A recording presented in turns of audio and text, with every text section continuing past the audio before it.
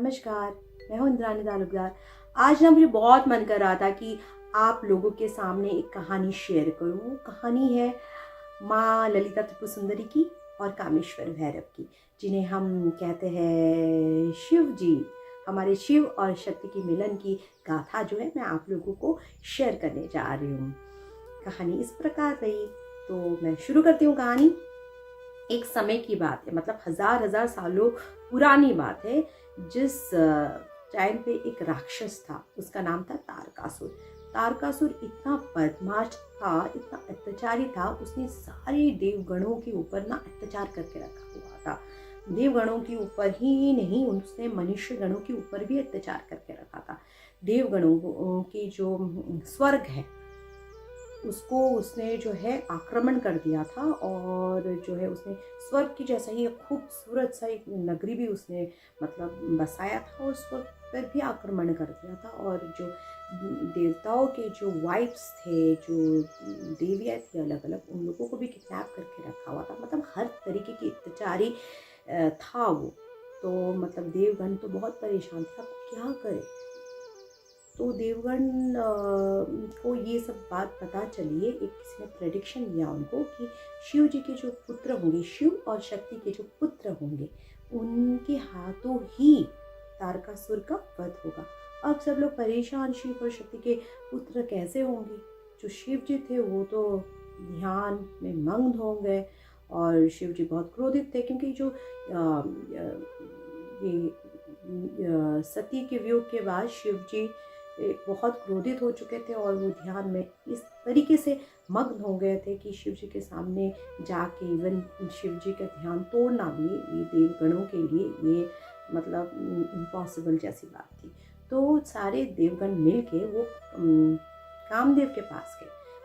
देवगणों ने कामदेव को बोला, तुम ही कुछ कर सकते हो, कोई जुगाड़ करो, क्योंकि ये शिव भगवान की अगर हम ललिता माता से शादी करा देते हैं, तभी जो है संसार है उसका कुछ हो सकता है, क्योंकि अभी संसार जो है चुका है। नहीं तो हम लोग मारे जाएंगे, सारे के सारे देवता मारे जाएंगे। तारकासुर हमें कहीं कहाँ नहीं छोड़ेगा। तो क्योंकि शिव के जो पुत्र हैं उन्हीं से ही जो है तारकासुर का वध होगा। अब कामदेव बहुत घबराया हुआ है, ऐसे कैसे हो सकता है, मैं नहीं जा सकता हूँ भाई शिव जी के सामने। शिव जी इतने क्रोधित थे, अभी ध्यान मग्न हो गए, तो मैं कैसे जा सकता हूँ, ध्यान में है, मैं जाके ध्यान भंग कैसे कर सकता हूँ। जैसे हमारे जैसे साधारण इंसान जब मेडिटेशन में बैठते हैं, तब अगर किसी ने थोड़ा सा आवाज़ किया, इतना गुस्सा आ जाता है, अरे कैसे आवाज़ किया, मेडिटेशन तोड़ दिया, फोड़ दिया। तो शिव जी जो क्रोधित अवस्था में थे सती के वियोग के बाद, वो ध्यान में चले गए। उसके बाद अगर किसी ने ध्यान तोड़ा, तो आप सोच सकते हो कितना शिव जी जो है कितना गुस्सा करेंगे, कितना मतलब क्रोधित हो जाएंगे। तो पहले तो जो कामदेव था वो बहुत ज़्यादा घबरा रहा था कि मैं नहीं कर पाऊँगा, लेकिन देवी देवताओं ने ना बहुत ज़्यादा आग्रह करने लगे, बहुत रिक्वेस्ट करने लगे कामदेव को कि तुम जाओ, क्योंकि ये जनहित में तुम्हें ये काम करना पड़ेगा, अदरवाइज जो है हम लोग मारे जाएंगे। तो कामदेव वहाँ पे गया, क्योंकि बहुत रिस्पॉन्सिबिलिटी मिल चुकी थी। तो वो वहाँ पे गया, तो उसने सोचा कि मुझे ये काम तो बहुत ही जिम्मेदारी के साथ करना है और करके आना ही है। तो शिव जी के पास कामदेव गया। तो शिव जी जो थे उस टाइम पे ध्यान में मग्न थे। तो कामदेव ने ना क्या किया, पुष्पवाण चढ़ा दिया। कामवाण भी कहा जाता है उसे। शिव जी के ऊपर वाण चला दिया, कामवाण चला दिया। अब शिव जी पर कामवाण लगता उसके पहले ही जो है शिव जी के जो है त्रिनेत्र, तीसरी आंख खुल गई, क्योंकि उनको बहुत गुस्सा आ रहा था, यार मैं ध्यान में हूँ और मेरा ध्यान भंग करने के लिए कौन आ गया। और देखो इसकी हिमाकत तो देखो, इसकी हिम्मत तो देखो, मतलब क्या है ये सब चीज़ें। उनकी त्रिनेत्र खुल गया, तीसरी आंख खुल गई, और इतना क्रोध प्रकट हुआ कि जो ये कामदेव था ना वो भस्म हो गया। अब कामदेव भस्म हो चुका था, सारे देवी देवता देख रहे थे, सब लोग आ गए शिव जी के पास, हे प्रभु ऐसा अनर्थ मत करो, ये तो बेचारा हम लोगों के कहने से ही ये सब चीज़ें करने के लिए आया है, इसकी बेचारे की कोई गलती नहीं है, प्लीज़ इसे माफ़ कर दो और इसका जो जान है ना, इनकी जो जीवन है फिर से लौटा दो। बट शिव जी जो थे बहुत ज़्यादा गुस्से में थे एंड शिव जी ने कहा ऐसा नहीं हो सकता, अब मैंने जो कर दिया सो कर दिया, कुछ नहीं हो सकता। ये भी खैर शिव जी की कोई लीला ही होगी, नहीं तो शिव जी तो इतने दयालु है कि ऐसा कुछ करते तो वो तो जान फूंक देते हैं, क्या करते हैं, प्राण फूंक देते हैं, पता नहीं कितनी कहानियाँ हैं हमारी जो स्क्रिप्चर्स हैं उसमें कितनी सारी कहानियाँ हैं। तो शिव जी कर सकते थे लेकिन शिव जी ने नहीं किया, और शिव जी ने नहीं किया उसके पीछे भी एक लीलाएँ हैं जो बाद की स्टोरीज में मैं बताती जाऊँगी।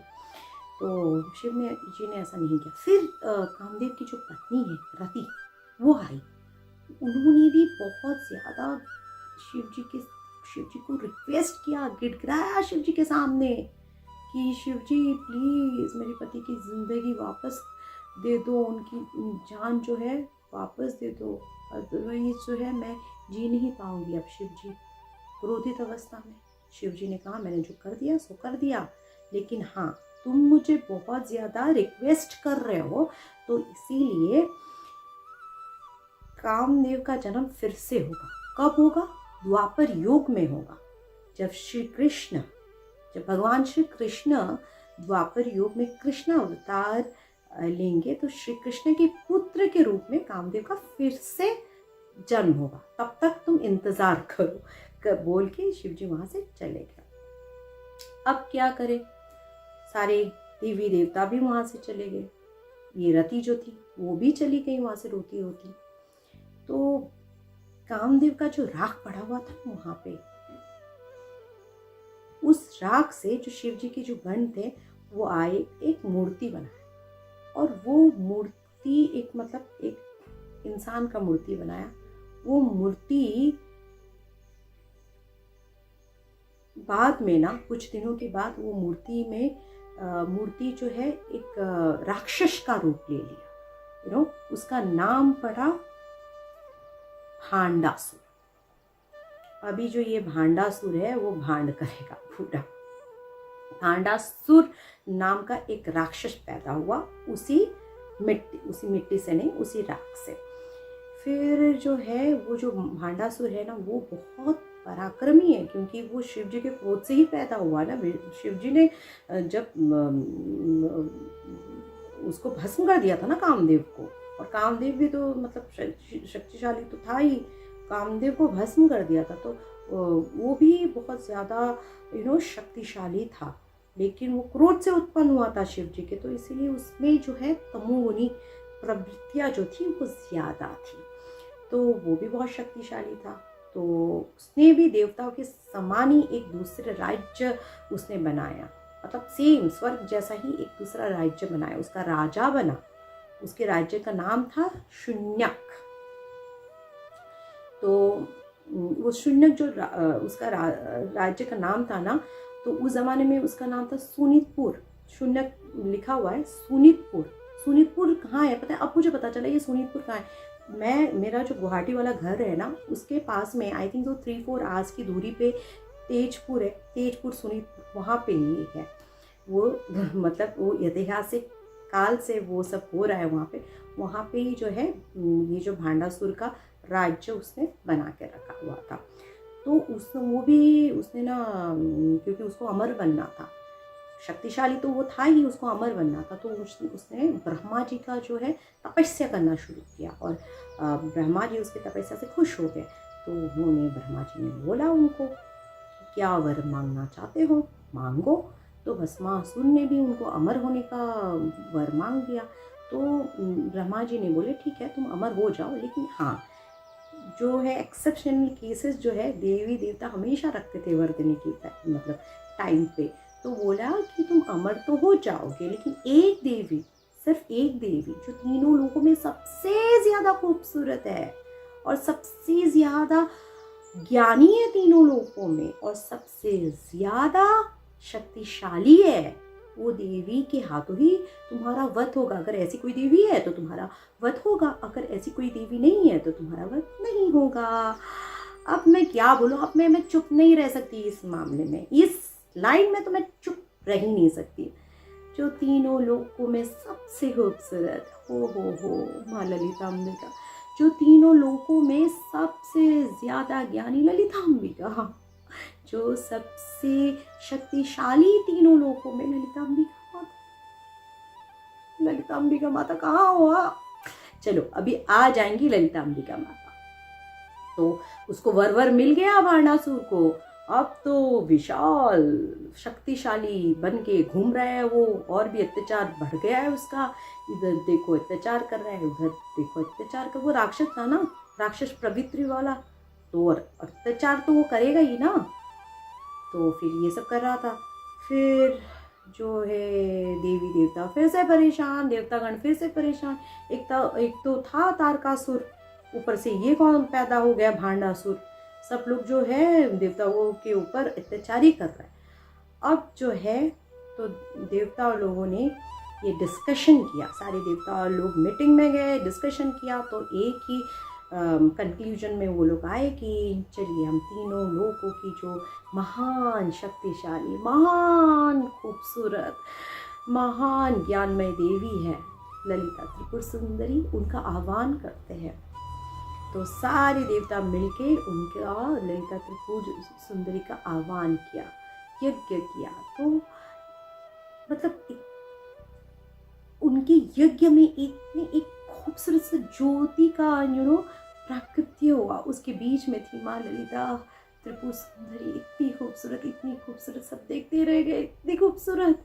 फिर ललिता अंबिका को सब लोगों ने रिक्वेस्ट किया भंडासुर के वध के लिए। फिर ललिता अंबिका आई कैसी थी? ललिता अंबिका आई थी शिव चक्र में आसीन, ओ माय गॉड, और अपनी सारी शक्तियों के साथ आई थी। अष्टमात्रिकाएं बाला त्रिपुर सुंदरी, और उनके साथ उनकी योगिनियाँ 64 योगिनियाँ, मंत्रिनी, दंत्रिनी, उन सबके साथ आई हुई थी।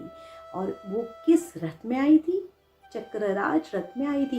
और उनके रथ को मानो श्री चक्र की जितनी शक्तियाँ थी वो सारी शक्तियाँ खींच रही थी अपनी शक्तियों से। और फिर से आप क्या करे भांडासुर को तो पता चल ही गया है कि माता का प्राकट्य हो चुका है। अब तो उसको डर तो लगा है, मतलब तीनों लोगों में सबसे खूबसूरत, सबसे ज्ञानी, सबसे शक्तिशाली माता आ चुकी है। लेकिन था तो वो अहंकारी ना, राक्षस था ना, अहंकारी तो होगा ही ना। तो उसने जो है युद्ध का घोषणा कर दिया। फिर माता और भांडासुर में लड़ाई हुई, युद्ध हुई। युद्ध में माता ने, माँ ललिता त्रिपुर सुंदरी ने और उनकी सारी सेनाओं ने भांडासुर का वध किया। फिर जो है देवी देवता सब लोगों ने माता को प्रणाम किया, स्तुतियाँ गाई। फिर महादेव जी, हमारे कामेश्वर भैरव के रूप में महादेव भी त्रिपुरा सुंदरी से मिलने के लिए आया। और त्रिपुरा सुंदरी के रूप, रंग, खूबसूरती, ज्ञान, शक्ति को देख के हमारे कामेश्वर भैरव शिव जी मोहित हो गए। और उन्होंने ललिता अंबिका को शादी का प्रस्ताव दिया। ललिता अंबिका मान गई, क्योंकि वो शक्ति है, वो शिव है ना, तो मान गई। तो वहाँ पे उनका विवाह हुआ। सारी देवी देवताएं स्तुतियाँ गाने लगे, गीत गाने लगे। और ये विवाह शिव और शक्ति का था। ये विवाह सिर्फ एक पुरुष और महिला की नहीं थी, ये पुरुष और प्रकृति की थी। मानो अब श्री चक्र संपूर्ण हो गया शिव और शक्ति के मिलन से। मैं भावुक हो जाती हूँ जब ललिता अंबिका की स्टोरी पढ़ती हूँ, सुनती हूँ, या फिर किसी को कहती हूँ। आप लोग मुझे कमेंट्स करके बिल्कुल बताइए। मैं कोई माता या गुरु तो हूँ नहीं कि मैं बहुत परफेक्टली बोल सकूँ। मैंने अपनी अंदाज में एक कहानी आप लोगों को सुनाई। आप लोग ज़रूर बताइएगा कि आप लोगों को कैसी लगी। मुझे लगता है आप लोगों में बहुत से लोग हैं जो इस कहानी को जानते होंगे, उन्होंने सुना होगा। बट फिर भी अगर आप लोगों ने मेरे चैनल को, मेरी इस वीडियो तक पहुँचे हैं, तो आप लोग ज़रूर मुझे बताइएगा कि आप लोगों को कैसी लगी ये स्टोरी। कमेंट्स करके ज़रूर बताइएगा। तब तक के लिए अलविदा दीजिए। नमस्कार।